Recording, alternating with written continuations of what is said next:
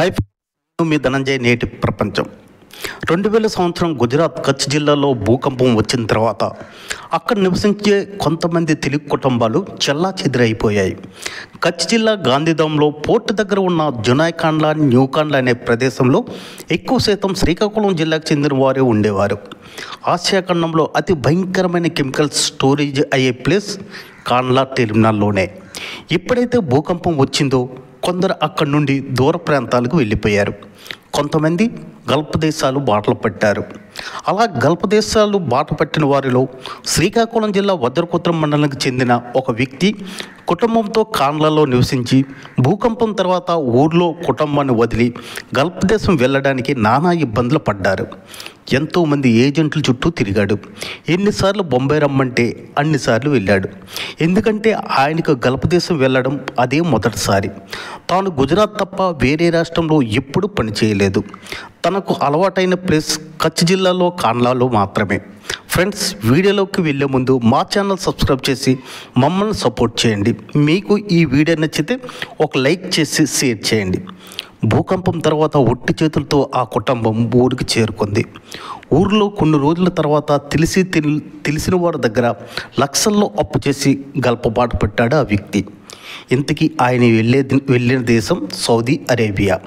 Friends, Gulf దేశాలు వెళ్ళాలంటే మాటలు కాదు, కుటుంబాన్ని అంతటినీ ఇక్కడే వదిలి ఒంటరిగా దేశం కానీ దేశం వెళ్ళాలి అంటే గుండెల్లో దమ్ముండాలి. ఎంత మనసును కంట్రోల్ చేసుకున్నా ఏదో కోల్పోతున్నాననే ఆవేదన మనసులో మొదలవుతుంది. ప్రయాణం తేదీ దగ్గర పడే కొలిది గుండెల్లో దడదడ మొదలవుతుంది. ఎందుకంటే ఫ్యామిలీ అంతటిని వదిలి వెళ్ళాలి.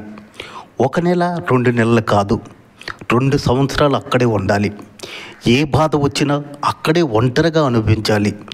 ఎందుకంటే ఉదయం లేచేసరికి ఎవరి డ్యూటీకి వారు వెళ్ళిపోతారు. అలాంటిది గల్ఫ్ కంట్రీ.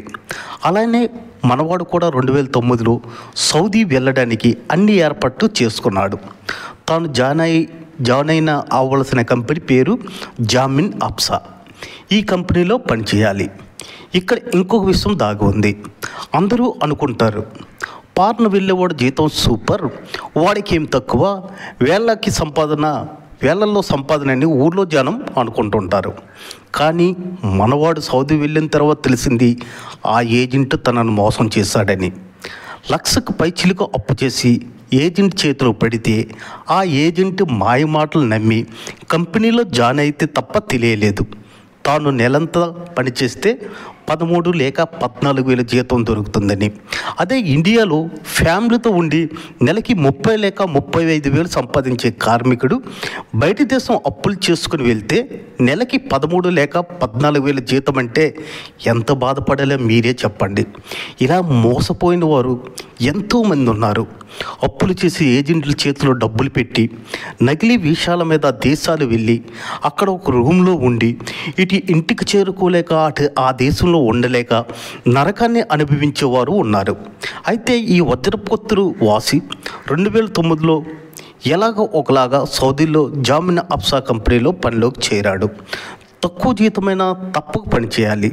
అలా కొనసాగుతుంది తన జీవితం. 2009లో గ్రామాల్లో ఇంకా సెల్ కమ్యూనికేషన్ అంతగా లేదు. ల్యాండ్లైన్ ఫోన్ మాత్రమే సౌకర్యం. గల్ఫ్ ఒంటరిగా పనిచేసుకుని రూమ్లో ఉండాలి అంటే మామూలు మాటలు కాదు. తాను ఖాళీ దొరికితే చాలు ఇంటి దుక్కు ఆలోచిస్తాడు. అదే సమయంలో మెరుపు లాంటి వార్త అతని చెవిలో పడింది. అంతే, కాళ్ళు చేతులు వణకడం మొదలైంది. ఫ్రెండ్స్, ఇంతకీ అతనికి ఏమైంది, అసలు ఏం వార్త విన్నారు? ఈ విషయాలన్నీ తెలుసుకోవాలంటే 2వ భాగం తప్పక చూడండి. అసలు అతని జీవితంలో ఏం జరిగింది, అసలు ఏం జరిగింది తెలుసుకోవాలంటే 2వ భాగం తప్పక చూడండి. ఇట్లు మీ ధనంజయ్. నేటి ప్రపంచం.